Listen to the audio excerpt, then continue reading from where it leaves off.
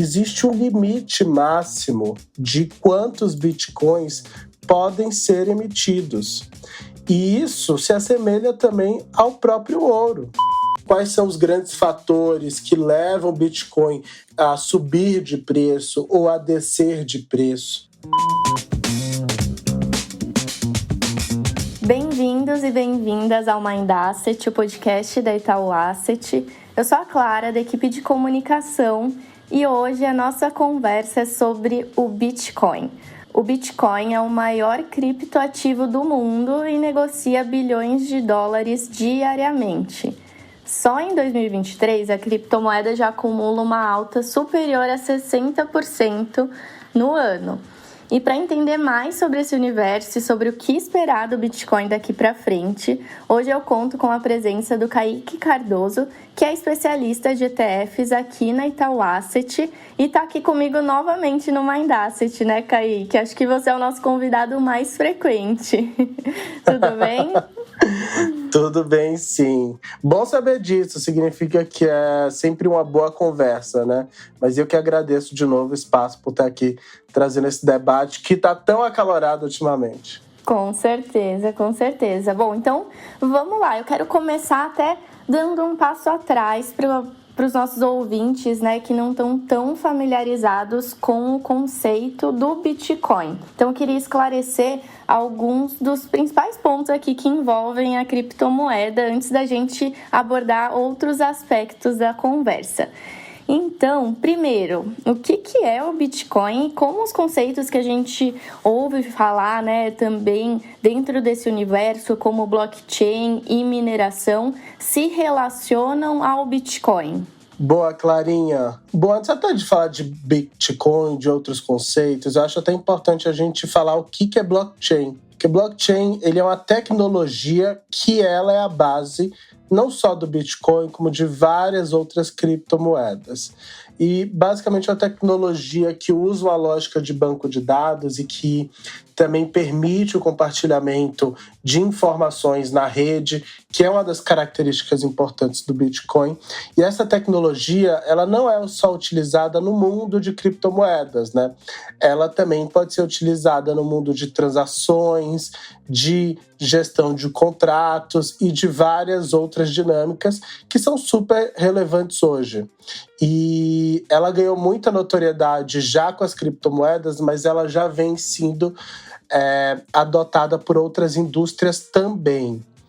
Então, dado que o blockchain é uma tecnologia que permite a criação de criptomoedas e o Bitcoin nasceu em função dela, hoje a gente vê muito essa adoção do blockchain em outras oportunidades e outras indústrias também.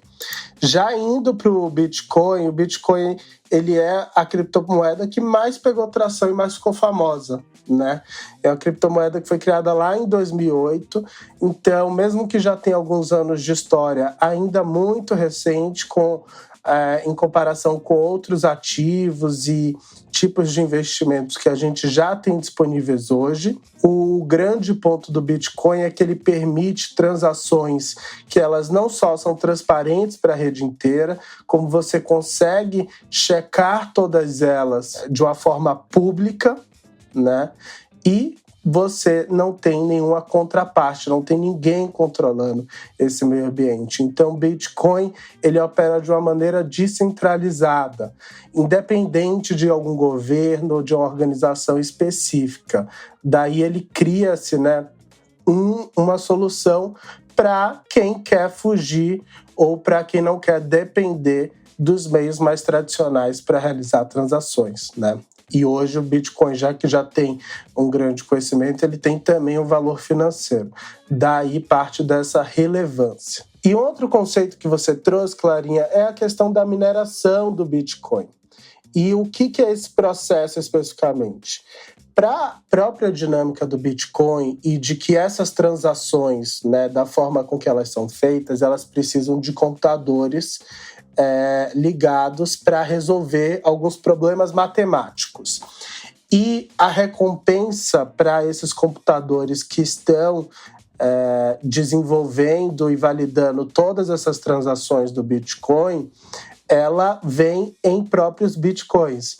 Então, a gente chama esses computadores, e hoje em dia tem até empresas especializadas nisso, de mineradores, justamente porque eles se conectam à rede para permitir as validações das transações e, como recompensa, eles ganham bitcoins. Então, esse processo de mineração é de achar mais bitcoins e de emissão dessas novas moedas, né? Até daí que nasce um pouco a lógica que é sempre atrelada ao ouro digital. Não, legal. Acho que deu para ter todo um overview aqui desse ecossistema. E agora, até puxando o gancho aqui desses 3 meses do ano, né, em que a gente vê uma valorização expressiva da criptomoeda, do Bitcoin, ao que a gente pode atribuir essa performance acentuada? Legal. Eu acho que tem alguns motivos aqui que explicam essa performance, tá, Clarinha? O primeiro é um efeito de base mesmo, porque não sei se todo mundo aqui se recorda, ou até acompanhou, mas no final do ano passado a gente começou a ver o próprio ecossistema ali de várias criptomoedas, e aí não foi exclusiva do Bitcoin, tendo ruídos, né? Principalmente com a FTX, que teve uma fraude relevante dentro desse mercado, e ela já era uma empresa reconhecida, então isso assustou um pouco os investidores, e a gente viu que desde o ano passado a moeda começou a perder valor. Então começa muito por um efeito de base, que ela estava mais barata do que costumava estar. Mas não só isso, né? Conforme essas questões foram sendo resolvidas e os investidores foram entendendo que aquilo era um caso isolado e que não representava a qualidade do Bitcoin, né? De fazer todas essas soluções, mas sim representava problemas com agentes específicos, os investidores foram voltando a ganhar confiança. Isso por si só já contribuiu para uma correção desse valor, para uma volta de uma valorização, que se intensificou muito recente também por uma outra questão, que é todas essas manchetes de jornal que a gente tem visto envolvendo algum banco, né? Seja o SVB nos Estados Unidos, seja o próprio Credit Suisse. Então, o próprio sistema bancário ele está um pouco abalado com todas essas questões e notícias mais recentes. E o que é interessante, né? O Bitcoin ele é exatamente um contraponto a toda essa dinâmica. Justamente porque, como eu já mencionei, ele é uma opção descentralizada, né? Ele é uma opção que ele não depende de uma organização, nem de um governo. E tudo isso faz com que o Bitcoin ganhe mais espaço dentro dessa narrativa. Então, eu acho que essa performance, ela atrela um pouco esses dois fatores, né? Tanto a quebra de confiança que tinha havido no passado e que voltou a ser estabilizada, quanto a eventos que têm um problema onde o Bitcoin é parte da solução. Então, acho que esses dois fatores foram decisivos aí para essa performance explosiva do Bitcoin nos últimos meses. Interessante. Até se a gente for ver aqui diante de uma perspectiva histórica, o próprio Bitcoin, como você disse, foi criado lá atrás em 2008, né, no contexto ali de uma grande crise financeira e dessa descrença, digamos, no sistema bancário, né?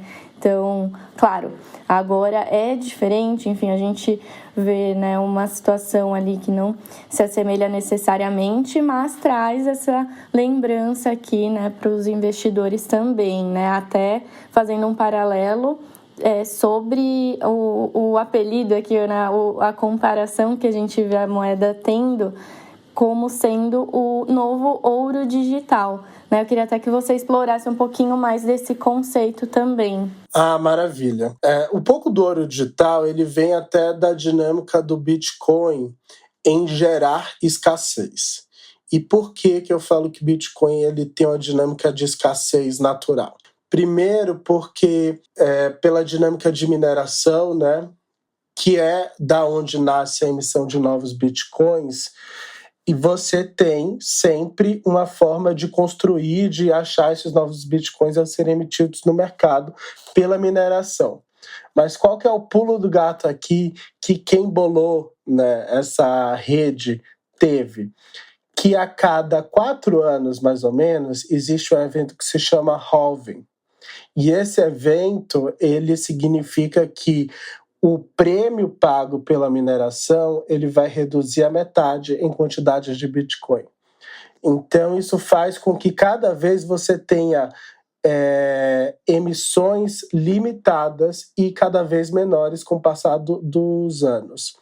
Mas não só isso, existe um limite máximo de quantos bitcoins podem ser emitidos.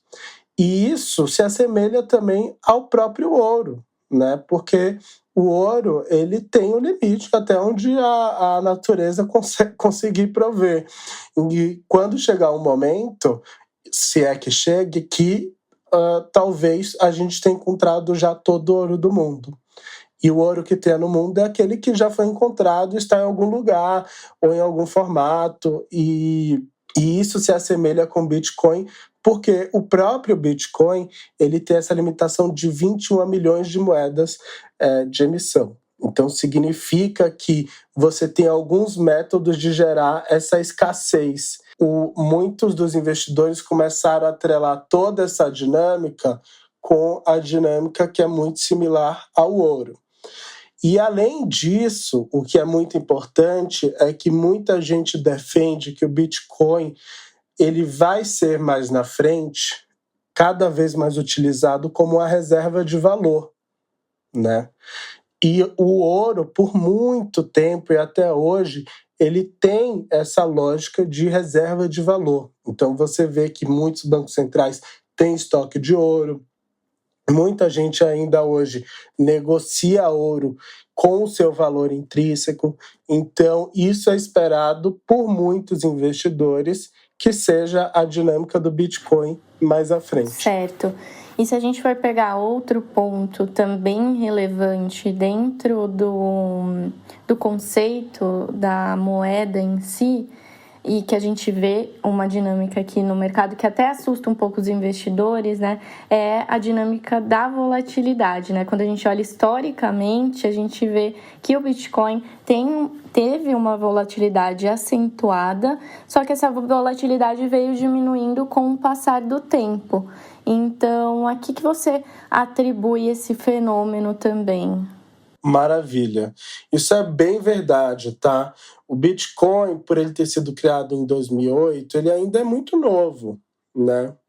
E por ser muito novo, muita gente ainda tem dificuldade de entender qual que é a dinâmica, como que funciona, quais são os grandes fatores que levam o Bitcoin a subir de preço ou a descer de preço.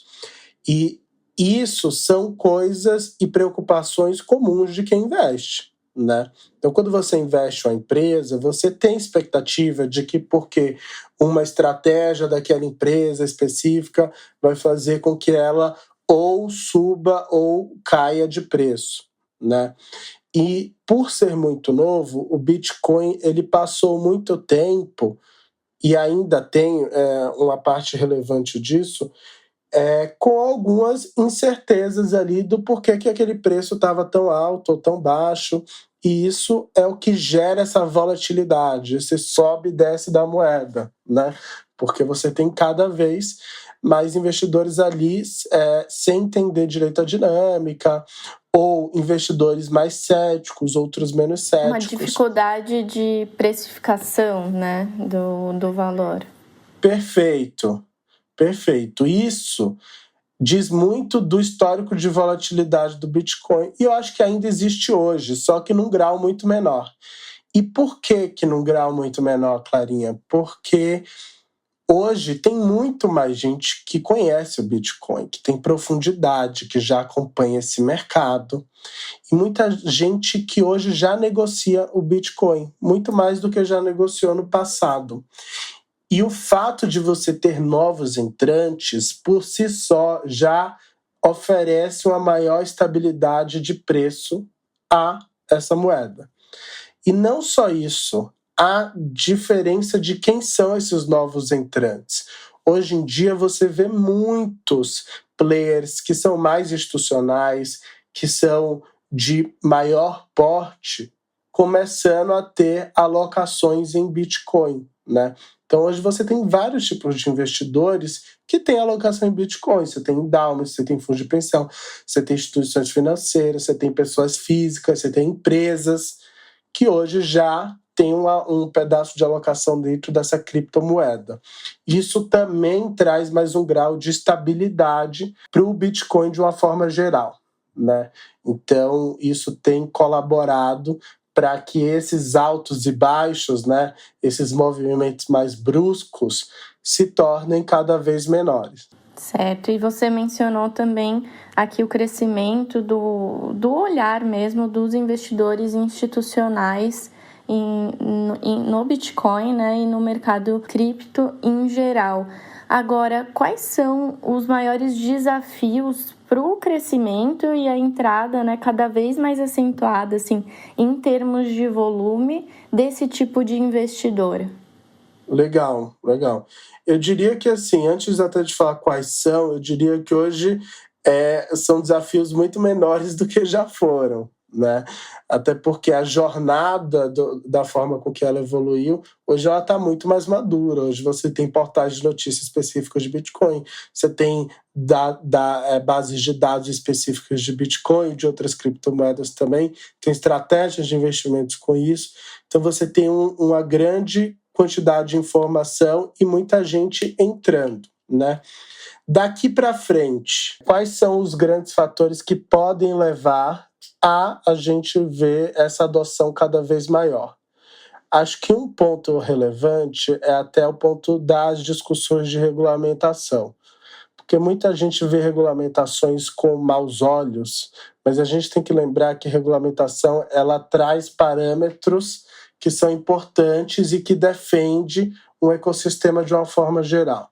Então, você ter um ambiente regulado permite com que investidores que são mais avessos ao risco ou que têm maior sensibilidade a estruturas, têm maior preocupação, né, com seu investimento de uma forma em geral, deixando eles mais tranquilos, né, permitindo, abrindo essa porta para você adotar cada vez mais e atrair mais investidores. Então, acho que regulamentação ela pode sim ser um passo importante, mas eu vou até além em outro ponto que talvez possa até parecer mais filosófico, né? Menos pragmático, que é a questão da própria jornada do Bitcoin como uma classe de ativo. E eu já mencionei isso aqui no nosso papo, que imagina quanto tempo que a gente já não investe em ações, né? Aqui no Brasil, por exemplo, o primeiro fundo de ações tem mais de 60 anos.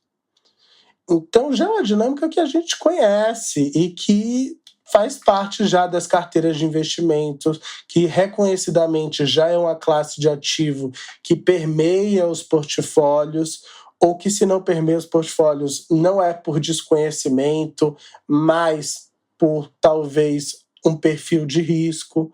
Então é uma classe de ativos que já é muito conhecida. Isso no Brasil. Internacionalmente, isso é ainda mais forte. Então é uma história que você não construiu de um dia para a noite, você não construiu em 10, 20 anos. É uma história de muito tempo. E eu acho que o Bitcoin ele está engatinhando, né, nessa dinâmica a ser cada vez mais reconhecido como uma classe de ativo, como alternativa dos investidores de ou reserva de valor, como alguns investidores têm expectativa, ou de growth, né, de crescimento, que pode ser um tema em ascensão mais para o futuro. Então, na medida que mais investidores entenderem que Bitcoin pode fazer parte de suas estratégias de investimento, de suas carteiras, e, de novo, isso é uma jornada, né? Porque tem muita questão de hábito, do próprio ecossistema do mercado financeiro como está desenhado hoje. Às vezes até a opção para você investir, né, que antes eram mais escassas e hoje você já tem outros formatos. Então, conforme esse ecossistema for ganhando mais corpo e mais players, né, for sendo cada vez mais maduro, isso tende a pavimentar o espaço para os próximos capítulos aqui dessa história. Legal. E Kaique, agora já caminhando para o final do nosso papo, para os investidores que se interessam, né, e querem investir em Bitcoin, como que eles podem se expor à criptomoeda? Até a gente fala de muito receio ainda, né, falta de informação, então como que eles podem expor ali as suas carteiras de investimento e começarem a investir, diversificar, considerando essa classe de ativo também. Maravilha, Clarinha. Até como eu mencionei na pergunta anterior, que você tinha menos opções de investir, né? Hoje você tem muito mais opções. E a maneira mais tradicional, e que foi de fato como começou a ser negociado essa criptomoeda, era via essas exchanges, né? Que são nada mais, nada menos do que bolsa, só que especificamente de criptomoedas. O grande problema é que hoje, para você investir via exchanges, é interessante que você tenha um conhecimento aprofundado, não só da dinâmica de investimento, mas também até da própria custódia.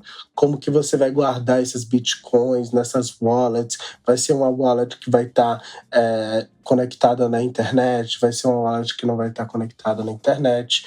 Boa parte dessas exchanges, elas também já tiveram não as que estão hoje operando, né? Mas a gente já viu muitas delas tendo alguns escândalos, foi o próprio caso da FTX no ano passado.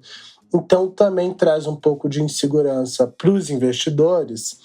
E daí, né, a gente, como Itaú Asset, olhando todo esse ecossistema, vendo um tema que é super relevante e que faz e deve fazer cada vez mais parte do dia a dia do investidor, a gente identificou uma necessidade do próprio mercado, que é de acessar essa classe de ativo sem ter a dor de cabeça de todas as outras questões que podem permear essa alocação em Bitcoin. Então, hoje, a gente tem o BIT11, que pode ser uma opção para os investidores investirem no Bitcoin especificamente. O BIT11 ele te dá acesso à exposição 100% à carteira de Bitcoin, né? E ele é um ETF, então ele já entra em um ambiente regulado, né? É um ambiente regulado pela CVM, em um ambiente de negociação que já é conhecida por muitos investidores, que é a B3, né?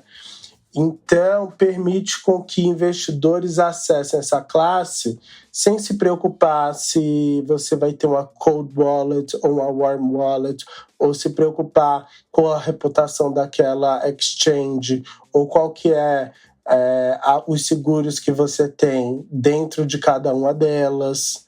Então, para facilitar a vida do investidor, e eu gosto até de resumir como a noite de sono tranquila. Não pelo Bitcoin em si, mas pelo acesso, né? Pela forma que é uma forma muito facilitada. E aí a gente resolveu, né, trazer o BIT11 ao mercado justamente para sanar essas dores. As dores de quem quer investir, mas que ou não tem conhecimento suficiente ou tem receios de quais players eles vão chamar para essa jornada. Legal, então, pelo BIT11, né, ser um ETF, para aqueles investidores que querem investir, basta procurar pelo ticker na corretora de preferência, ali daquele já está acostumado a utilizar, certo? Perfeito. E não só porque ele é um ETF, que já está nesse ambiente regulado, mas também porque ele é um ETF da Itaú Asset, né? Que é uma gestora que é a maior gestora privada do Brasil, que foi a primeira gestora a ter um ETF no mercado brasileiro, que ano que vem a gente faz 20 anos já de mercado de ETF aqui no Brasil. Então, isso também traz uma tranquilidade de ver que uma empresa tão séria e que já está no mercado há tanto tempo está trazendo uma solução para esse tema. Legal, Kaique. Então, assim, Com isso, acho que a gente encerra a nossa edição. Como sempre, muito obrigada por participar aqui do nosso podcast, bater esse papo aqui com a gente e aguardo você novamente para mais novidades, hein? Boa, Clarinha, conta comigo. Legal, e para os nossos ouvintes que se interessaram pelo tema ou querem saber mais sobre o BIT11 e o nosso ETF de Bitcoin, basta acessar o link da descrição que lá vocês encontram todas as informações. E para você acompanhar todos os nossos próximos episódios, não esquece de seguir o Mindasset na sua plataforma de áudio preferida. A gente se vê numa próxima.